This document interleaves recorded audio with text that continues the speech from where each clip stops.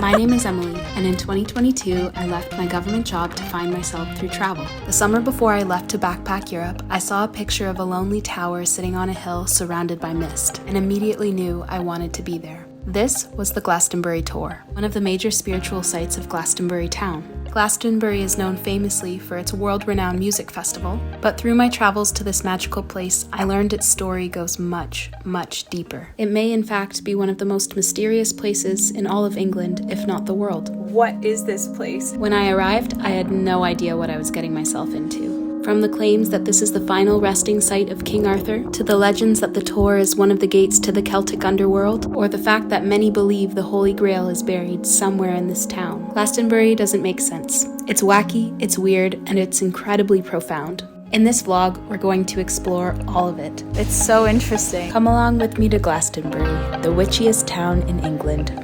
Like and subscribe for more adventures to come. Good morning. Blah, blah, blah, blah. I just woke up in Glastonbury, England, not to be confused with Glastonbury the festival. I'm just here on a random Wednesday. So when I arrived last night, the host of the retreat center said, "Welcome. Why are you here?" And I said, "I don't really know. I just know I wanted to be." And she's like, "That's very interesting because a lot of people come and they don't know why." So she told me about an Australian who came on a whim. Within 24 hours, they saw a picture of Glastonbury and was like, "I need to go." And then another guy who walked from London because he felt like he had to. After she found out that I was one of those people, she said, "You have to talk to my son, Lee." So the next morning I got up and went downstairs for breakfast with Lee, and he told me all about Glastonbury as a spiritual center. It's a place that a lot of people come to when they go through a spiritual awakening. There's just layers upon layers of experiences you can have in the town. After talking to Lee, I decided to categorize some of the town's top spiritual sites on a map. I wanted to see if visiting them in person could teach me more about the mysteries of this place and why my intuition led me here. The first stop was the Chalice Well and Gardens, where legend says the Holy Grail rests at the bottom of the well. Let's go.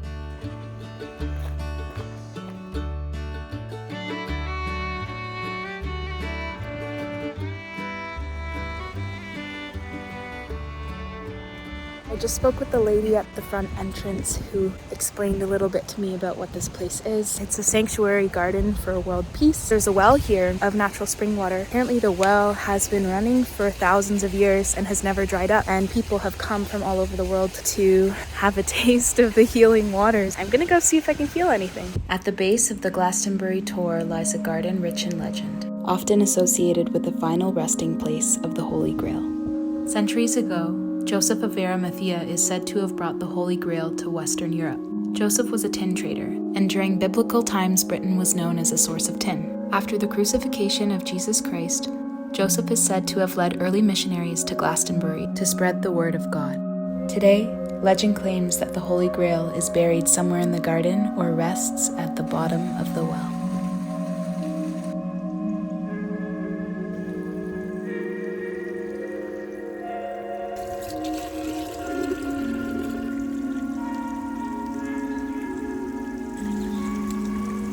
Tastes like water when you're camping and you have to use a water filter.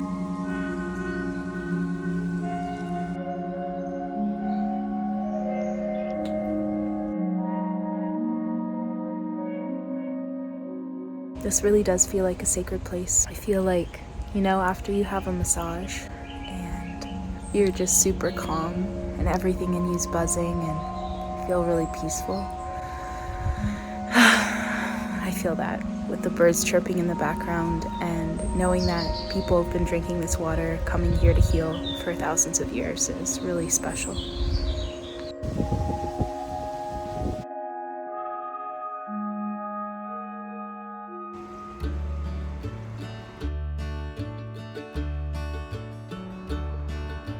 The town of Glastonbury itself is quaint and magical.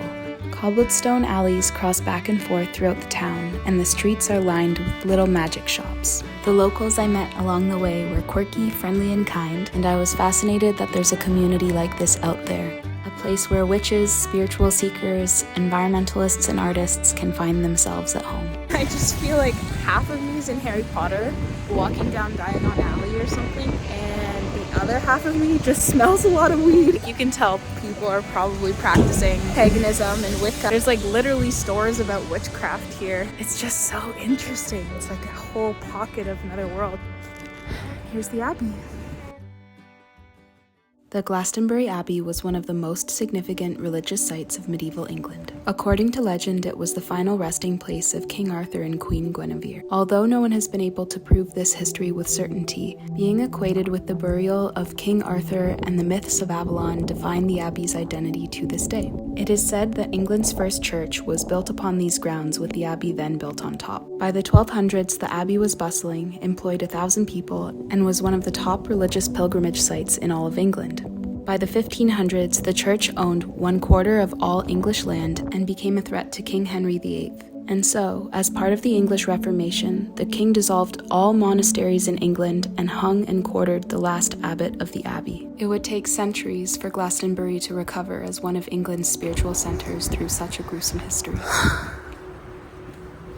I don't really have enough time to learn about each piece because I have to get back up to the retreat center to meet Lee to climb the Glastonbury Tor. But it really is beautiful here, and I'm excited to do some research when I get back and have a bit more time.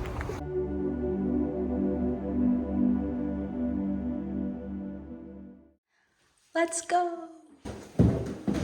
That's so pretty. Walking up the Tor, my new local friend from the retreat center acted as my tour guide. As we walked, he told me stories, such as about the St. Michael's ley line that runs through the Tor, or the terraced footpaths in the shape of a maze that might have been built during ancient times. This hill has a lot of history. Artifacts of the hill date back thousands of years, such as Roman pottery or a Saxon staff. During Christian times, a church was built here in the name of St. Michael, the remains of which stand today as a lonely tower overlooking the land. Before Christian times, legend says under the hill there's a cave that leads to the fairy realm of Annwn. There, the lord of the Celtic Underworld can resurrect the dead using the cauldron of rebirth. Legend also says the Holy Grail is buried somewhere in Glastonbury. King Arthur was captivated by these legends. Both the cauldron and the Holy Grail were objects of interest to King Arthur on his quests. After his last battle, it is said that King Arthur visited the Tor. This is perhaps one of the greatest legends of all, that the Glastonbury Tor is actually the Isle of Avalon, home to Morgan Le Fay from the Arthurian myths. The stories about this place are layered, complex, and contested. Not everyone agrees on why this land has been at the center of spiritual debate for so long.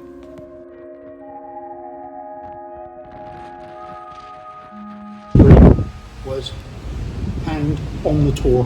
I just met a man who grew up here, and he was telling me about how the last abbot was quartered and his body parts were sent all around the region. There's definitely a darkness about this place for sure. He also told me about a legend of if you hop, skip, and a jump in the right spot, you'll disappear. I don't want to disappear, I'd better be careful. Our journey got even more wacky when we spoke to a local who has seen UFOs in the area, like orbs of light whipping through the sky. I didn't know how to make sense of this, but it added to the many layers of complexity to the region. At the top, I ran into some choral singers. You can't hear them really over the wind, but I ended up joining them to sing Amazing Grace.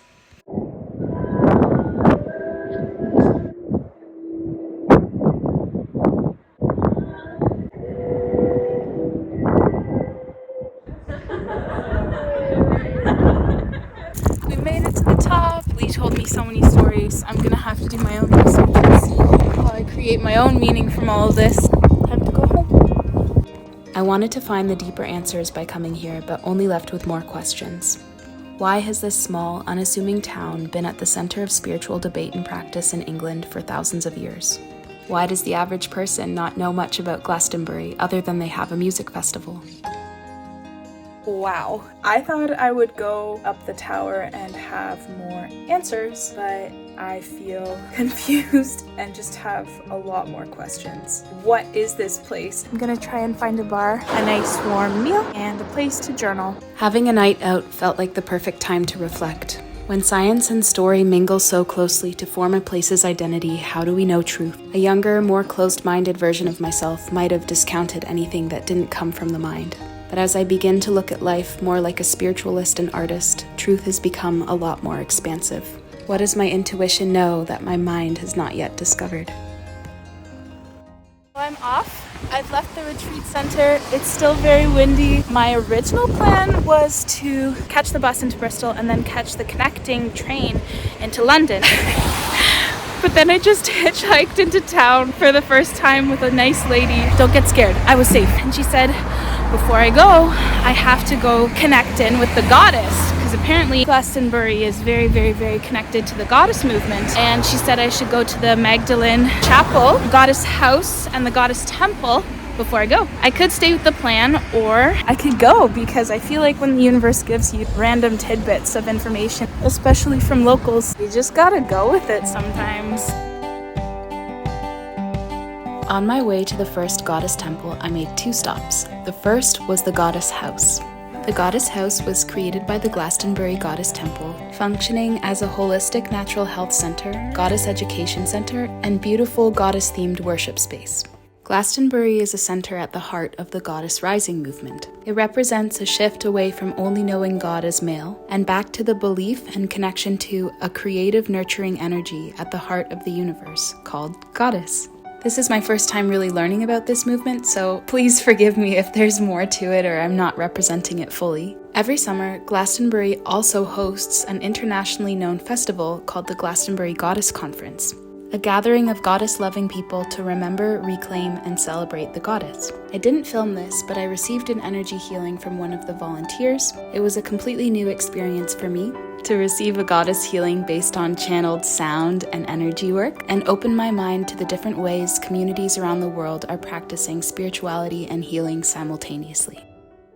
I just talked with them for like half an hour. It was a very interesting experience. Next, I went to visit St. Margaret's Chapel and the Magdalene Almshouses. The original chapel was built in the 1000s as a hospital, but the preserved building dates back to the 1400s. The compound is dedicated to Mary Magdalene and eventually acted as a poorhouse where men, their wives, and children could come and live. They also have this chapel here that's still made for meditation and prayer. Everywhere you go, there's a piece of history. So I want to go into the chapel now and show you what it's like.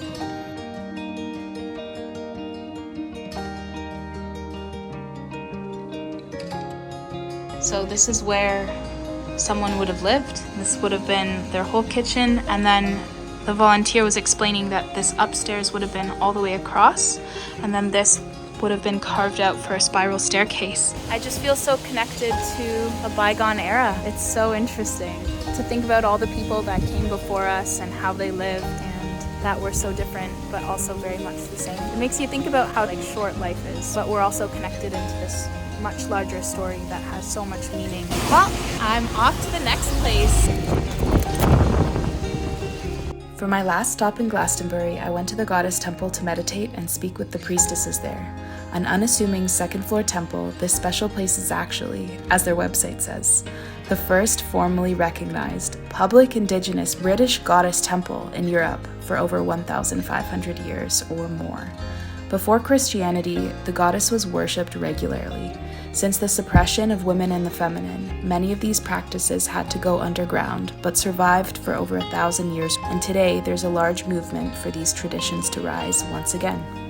So I didn't film my experience in the goddess temple to be respectful, and when you went in, it was different areas and altars dedicated to different goddesses, and they adjusted the decor and colors and worship materials according to season. I spoke for a long time with the priestess there. She was explaining how the religious practices of the last 2,000 years deeply disconnected us from nature and led to a lot of people not feeling like they are the earth or feeling like they can advocate for it. Such a big part of wanting to heal the earth is believing that you're of it and a part of it. I'm so glad that the local told me to come to these places before I head off. I'm starting to feel a little spiritualed out. There's just a lot of new experiences and not quite enough grounding, but I do feel pulled to this kind of lifestyle because it gives you permission to feel and connect with women in a very heart-centered way. That's so beautiful. We need that. And I don't think there's enough space to do that kind of thing in our current culture, so it makes sense to me that these spiritual practices and alternative religions are really on the rise. We gotta feel. Now I have to quickly run and get my bus to get to London. It's gonna take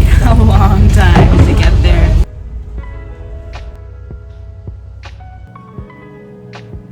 I I went to Glastonbury because my intuition told me to. I guess without trying, I became one of the many pilgrims that come to this part of England looking for answers. In centuries past, the pilgrims were heroes like King Arthur, or missionaries looking for God.